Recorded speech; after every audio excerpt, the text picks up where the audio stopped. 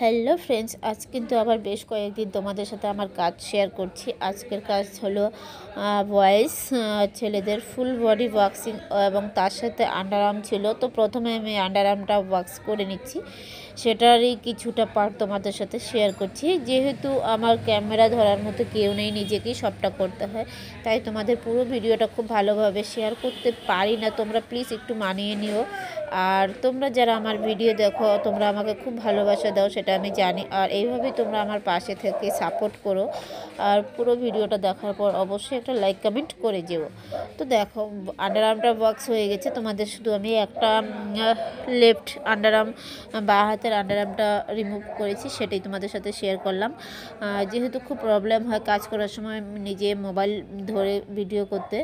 তো এবার আমি ফুল বডি বক্সিংয়ে তোমাদের কিছুটা পার্ট শেয়ার করছি।